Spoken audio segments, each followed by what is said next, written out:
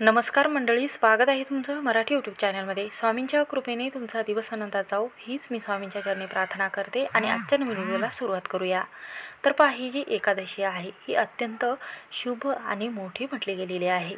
या दिवशी माता लक्ष्मीची आणि श्रीहरी विष्णूची विधिवत पूजाही केली जाते। या दिवशी आपले जे अडलेले कामं आहे, पितृदोष लागलेला आहे किंवा सकारात्मक गोष्टी आपल्या घरामध्ये होण्याकरिता आज 12 वाजता झोपण्या अगोदर तुम्हाला हा एक उपाय करायचा आहे। एकादशी गुरुवारच्या दिवशी सोडायची आहे। तर पहा कशा पद्धतीने सोडायची आहे, गुरुवारचा उपवास असल्यामुळे उपवास कसा सोडायचा आहे त्याबद्दलची संपूर्ण माहिती आपण या व्हिडिओमध्ये जाणून घेणार आहोत। त्यामुळे व्हिडिओ हा शेवटपर्यंत नक्की पहा। तर पहा, याबद्दलची संपूर्ण माहिती, पूजाविधी कशी करावी किंवा श्रीकृष्ण बाळ आहे त्यांची विधिवत सेवा, उपासना व कोणती वस्तू अर्पण करायची आहे, खिरीचा नैवेद्य अर्पण करायचा आहे, जल अभिषेक करायचा आहे, हळदी कुंकू पिवळ्या रंगाचे फुले अर्पण करायचे आहेत आणि ओम नमो भगवते वासुदेवाय नमः हा मंत्र म्हणायचा आहे। अशी विधिवत आपल्याला पूजा ही करून घ्यायची आहे। त्यानंतर संध्याकाळी आपल्याला श्रीहरी विष्णू यांची आरती म्हणायची आहे आणि माता लक्ष्मीची आरती म्हणून घ्यायची आहे। आजच्या व्हिडिओमध्ये अतिशय प्रभावी एक उपाय तुम्हाला सांगणार आहे। रात्री 12 वाजेपर्यंत हा उपाय तुम्हाला करायचा आहे। ही सेवा करत असताना 12 वाजेपर्यंत तुम्ही केली तरीही चालेल। तर पहा, घरातील स्त्रिया असेल किंवा घरातील व्यक्ती असेल तर त्यांनी 12 वाजेपर्यंत हा जर उपाय केला असेल, करत असेल तर त्यांच्या जीवनामध्ये कधीही दुःख संकट त्याच्या वाट्याला येणार नाही। त्यांचे पूर्ण आयुष्य जे आहे किंवा वर्ष जे आहे ते सुखसमाधानाचे जाईल। त्यांच्या हातामध्ये पैसा टिकू लागेल। माता लक्ष्मी अखंड स्वरूपात घरामध्ये वास करेल। घरातील 7 पिढ्याचे दारिद्र्य रात्रीतून नशीबच उजळेल। असा अत्यंत प्रभावशाली उपाय आहे। तर पहा, हा उपाय केल्याने आपला कितीही जो प्रखर पितृदोष आहे तो कमी होऊन आपली भरभरून प्रगती होत असते।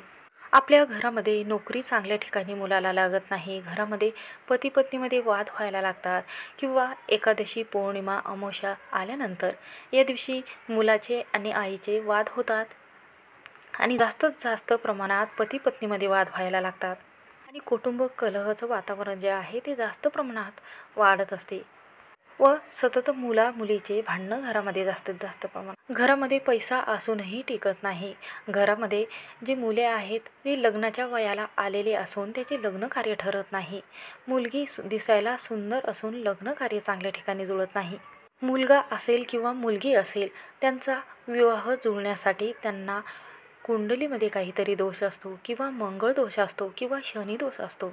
हे सर्व दोष निघून जाण्याकरिता व चांगलं स्थळ येण्याकरिता लग्न कार्य चांगल्या ठिकाणी जुळावे आणि आपल्या मुलाची नोकरी प्राप्ती व्हावी, त्याला सरकारी नोकरी लागावी आणि घरामध्ये पैसा जो आहे तो बकळ यावा, माता लक्ष्मी अखंड स्वरूपात घरात राहावी, पतीचा व्यवसाय चांगला चालावा किंवा जे दुकान टाकलेलं आहे ते दुकान चांगलं चालावं, त्यासाठी आपल्याला हे एक अत्यंत प्रभावशाली उपाय करायचा आहे। उपाय कसा करायचा आहे चला तर जाणून घेऊया।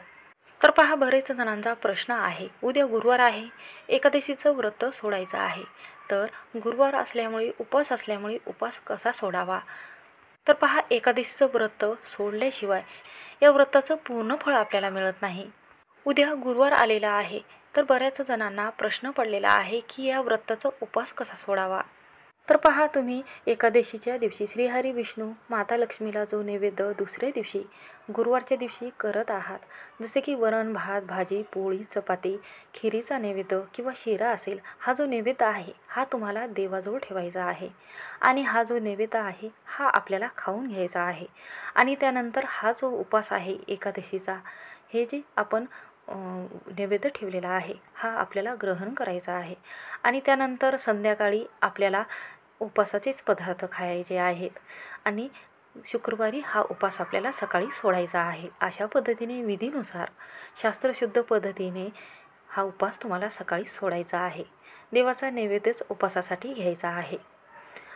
त्यानंतर पहा, आपल्याला उपाय कसा करायचा आहे। असा उपवास तुम्ही सोडल्याने तुमच्या एकादशीचं पूर्ण फळ तुम्हाला मिळेल। तर पहा, असं व्रत केल्याने, असा उपवास सोडल्याने याचं पूर्ण व्रतफळ तुम्हाला मिळेल आणि गुरुवारची पूजा केल्याने स्वामींची व व्रत केल्याने याचे फळसुद्धा तुम्हाला प्राप्त होईल। म्हणून तुम्ही जे नैवेद्य अर्पण केलेला आहे श्रीहरी विष्णू माता लक्ष्मीला, तो नैवेद्य तुम्हाला ग्रहण करायचा आहे आणि हा उपवास सोडायचा आहे आणि संध्याकाळी आपल्याला तुळशी माताजवळ आणि माता लक्ष्मीच्या फोटोसमोर आपल्याला एक तुपाचा दिवा लावायचा आहे. तुपाचा दिवा लावत असताना इथे आपल्याला कणकेचा दिवा घ्यायचा आहे आणि त्यामध्ये 2 वाती टाकायचा आहे. तुपाचा दिवा तयार करायचा आहे. एक तुळशीजवळ लावायचा आहे, माता लक्ष्मीसमोर एक लावायचा आहे आणि त्यामध्ये चिमूटभर हळद टाकायची आहे आणि आपल्याला व्यंकटेश स्तोत्राचं पठण करायचं आहे. तर पहा, श्री स्वामी समर्थ नित्य सेवा आहे त्या पुस्तकामध्ये, त्या ग्रंथामध्ये, श्री स्वामी समर्थ ग्रंथामध्ये या व्यंकटेश स्तोत्राचं पठण सांगितलेलं आहे. याचे पठण नित्यसेवेच्या पुस्तकामधून करू शकता.